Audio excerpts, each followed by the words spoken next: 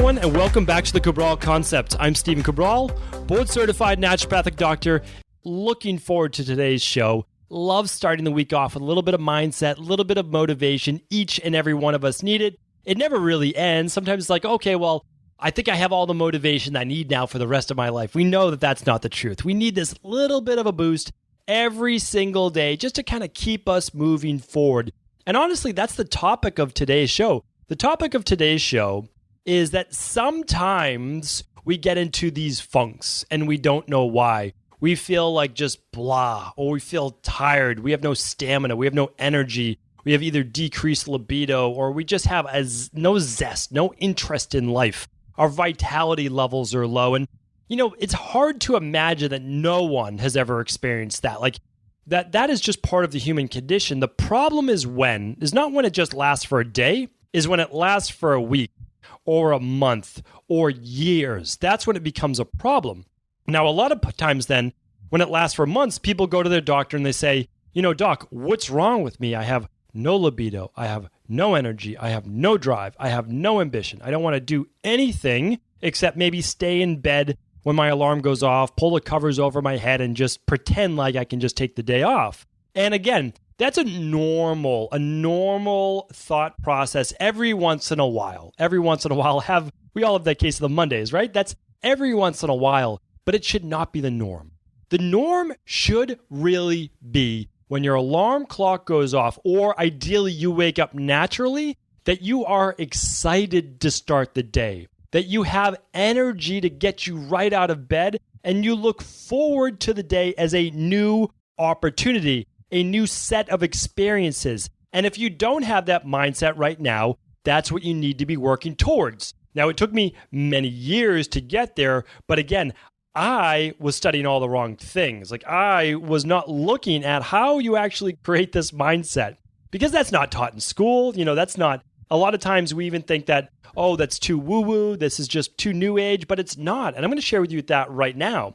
So the problem is, you come in with this mindset of the no ambition, no drive, you're anxious, you're irritable, you're overwhelmed, and your doctor says, oh, well, you have seasonal affective disorder, right? In the winter, or you're anxious. Here's Klonopins. Here's this medication. Or you're depressed. Here's this SSRI, this selective serotonin reuptake inhibitor, right? Well, okay. My problem with that is that your doctor never asks you why.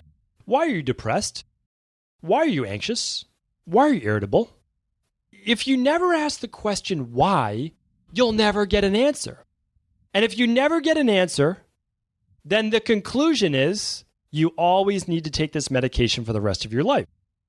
Because if you're not working on an underlying root cause for why you might be depressed, anxious, irritable, overwhelmed, low libido, any of these things, if you don't find the answer, if you don't find the underlying root cause, you have nothing to fix. So what might some of those underlying root causes be? Well, it could be that you actually are high stress. And when you're high stress, you've heard me talk about this before, cortisol levels go up. What happens next? Progesterone levels go down. DHEA levels eventually go down. Testosterone levels eventually go down. Okay? Women end up with what's called estrogen dominance. They can get bloated, retain water. They can get more emotional, not in a positive way, but actually in a lower mood way. More irritability, lower mood overall. And I see this in my practice all the time. And this is not normal, meaning like you shouldn't think that's normal. That's not. Like that is not something that I don't want you to have to deal with that ever in your life, ever. Okay? So that's certainly not normal. We don't want that. What are other reasons? Well, what if you have low serotonin? Okay, well, if you have low serotonin, what does that mean? Does your doctor just say it's genetic? Oh, well, your mom was depressed and grandmother. Okay, well, they all had low serotonin. Did anyone ever ask why you're not producing enough serotonin? What if you don't have enough B vitamins? Well, you can't convert tryptophan to 5-hydroxytryptophan, which then doesn't convert to serotonin. And if you can't make enough serotonin, you're not going to be able to make enough melatonin. And if you can't make enough melatonin, well, then you're going to have trouble sleeping at night too. So now you're on a sleeping medication, besides your anti-anxiety medication, besides all these other medications. What are they doing? Well, they're just masking symptoms. And if you're not making enough serotonin, it could also be a gut issue. Because the majority of serotonin, as I've spoken before, as I've said before, and repeating it is always worthwhile, repetition helps to learn, is that the gut is manufacturing a lot of that serotonin. I know that we're getting into the bloodstream. I know that we're getting into the brain, but what we're looking at is its manufacturing site. So again, if you don't ask the questions why, if you never ask the question why, you will never get the answer that you're looking for. And I talked about this on last week's Mindset and Motivation Monday, is the missing question. Go back and listen to that show, because I'm not going to do it justice just trying to sum it up in 30 seconds. So I want you to listen to that. The quality of your life is determined by the questions you ask. And this is actually a better quote, and it's not my quote. I just don't know who to attribute it to. The quality of your life is dependent upon the quality of questions you ask yourself. So I think that's a beautiful way of thinking about it, meaning that when things are going right in your life, what are you saying? What's the self-talk? Are you coming down on yourself? Is that doing you any good? Is that, coming down on yourself? Okay. Or are you asking, why aren't things going well right now? And I usually say this, okay, whether it's health, wellness, spirituality, relationships, career, okay, right now in your life, things aren't going well. Tell me about a time when they were going well. And when you tell me when things were going well, I start to see what was happening then versus what was happening now. Now, maybe it was just, you took antibiotics a couple months ago. There was maybe a death in the family, a breakup in relationships, a loss of a job, many different factors. Of course, that of course, it's causing stress. I understand that. So that was the change. But I'm looking now, though, what else might be missing? Like, what are we missing here right now? And one thing I want to talk about you, and that's the second half to this show. So the first half is there could absolutely be a physiological reason for why you don't feel your best, okay? Gut-based issues, stress-based issues, accumulation. That's why when people do the Dr. Cabral detox, what I want everything to change. I don't want just better digestion. I don't want people just to lose some weight if they're looking for weight loss. I don't just want the joints to feel better. I want the sleep to be better. I want the mood to be better. I want the waist to be flatter. I want people with stronger stamina. I want it all. That's what it's about. Because you shouldn't have to settle in life. I don't think that's the goal of life. I spent many years settling. I understand what that's like. I thought my life would be relegated to a life of pain in my elbows and my thumbs. I thought it would be relegated to never being able to do sports, because when I exerted myself just a little bit, even a little bit, I would get a sinus infection, ear, nose, and throat-based issues. I would then get pneumonia later in the winter. I thought I would always have allergies, debilitating allergies so bad that I would have to leave work for 2 to 3 weeks. Legitimately, this is true. No amount of Benadryl. I would take 50 milligrams of Benadryl 6 times per day. That's 300 milligrams of Benadryl, I think if my math is correct. That is enough that should tranquilize you and put you to sleep. It did nothing to fight my allergies. Doctors weren't telling me. They didn't understand that this was not a specific histamine-based allergy. This was something else. So you have to understand is that the quality of questions, yes, that you ask, but you don't have to live this way the rest of your life. Like, that's the thing. Things can get better. They don't get better tomorrow, but they can get better within weeks. And then you just keep doing the work, and then they're exponentially better in months. Why? Because your cells turn over. You become a new you. A lot of people don't know this, but you become a new you every 3 to 4 months. And that's why when I work with the sickest of the sick, the rheumatoid arthritis, the Hashimoto's, the autoimmune, the lupus, I just saw someone in my practice today with lupus. When you see people with all of these different conditions, they all get better. They get better in time. They don't have to suffer. We get them better week by week by week by week.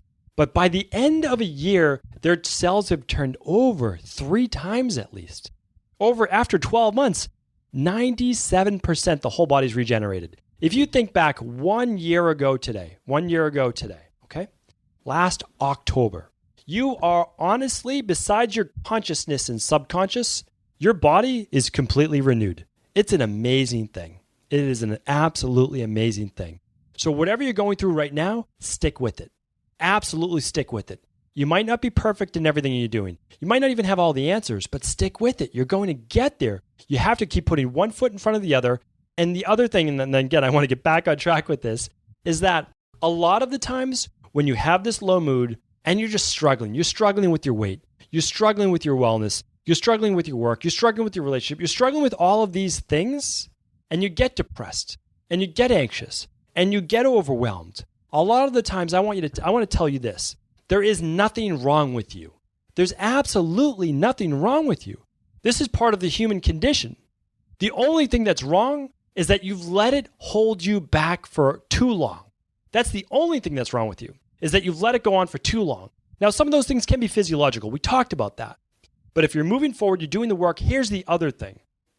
A lot of times we feel lost in life, we do feel overwhelmed, and we do feel depressed, not because there necessarily is anything physiological, or even if there is, there's something more wrong with our mindset. We believe that we're lost in life, that we don't have a path, that we don't have a purpose, that there is no light at the end of the tunnel. And when you lose sight of that, things do seem bleak. Of course they do, right? You have nothing to look forward to. And if you have nothing to look forward to because things aren't going your way right now, what happens? You get more of the same. You get more depressed thoughts because all you think about all day is all you don't have. You think about your lack. You don't think about what you could have. You're focused on right now what you don't have in life. And that makes sense, right? That makes sense from a survival-based perspective. You're focused on what you're lacking so that hopefully survival-based, you go out and get that thing. But the problem is we don't live in that type of environment anymore. All of our basic needs for most of us in the United States, in Australia, the UK, all around the world where a lot of people listen to this, your basic needs are met. And that's why we're on a totally different playing field. Like the rates of depression are actually higher the more our needs are met because we don't have necessarily the same necessity to go out to hunt, to gather, to take care of the tribe, whatever it might be. So our day can be spent with all these other thoughts. And we sometimes do feel like we lack this purpose. But I'll tell you right now, when you feel lost, you don't really know what to do. You don't know about taking what step forward. I'll tell you though, really the only way out of this, and this is the hard part, but I'm going to explain it right now. This is the hard part, is that the only way out of feeling low mood, out of feeling depressed, out of feeling overwhelmed, out of feeling any of those things where you're not your best is to take action. Even if it's incorrect action, even if it's unsure action, action builds momentum. And then momentum causes some type of excitement about what the future may bring. Because your action that you're taking right now is obviously what now a new thought of what you may achieve or become. And that action, you know that you have to take some type of action to achieve that outcome. And of course, I believe in the law of attraction, but I believe in it from a real physics-based perspective. I believe what we visualize, what we focus on, we get more of, but I believe we get more of that because we put our attention there. And if we put our attention there, we use this thing inside the brain called the reticular activating system, the RAS. And that then opens our consciousness now to see things that we may not have seen before. For example, I love this example. When you're looking at purchasing a new car, you may never see that car, but once you think about that car, you see it 3-4 times in a day. So here's the thing. What we need to do is focus on, of course, what we do want, not what we don't want. But the second bigger thing is we need to take action. It could be the smallest action in the whole world. I don't care if it's simply getting up 10 minutes earlier so you feel like you got to win, making your bed, and doing one set of push-ups. Like, I don't care what it is. What matters is that you're setting yourself up for more positive actions and that you've just told your brain, I am someone who's taking control of my life. And when you do that, there's this little switch. At first, it's small, it's insignificant, but everything is. Every major change starts with these minor steps forward. And I'll tell you right now, sometimes in the people that I've worked with who've been on the antidepressants and on the anxiety medications and feeling overwhelmed, and they have the seasonal affective disorder, what it took, yes, was healing the body, but what it took was finding out what is their purpose for moving forward. What is the one thing that excites them? Don't think about what your entire life is supposed to be. That's a big question right now. What excites you right now? What can you start to do? If losing weight excites you, the excitement doesn't come from losing the weight, right? That doesn't excite you. What excites you is you weighing the 20 pounds less or the 30 pounds less. What excites you is the feeling that you will get when you see yourself in the mirror and you get the satisfaction, not that you're leaner, but the satisfaction that you were the one that created that body.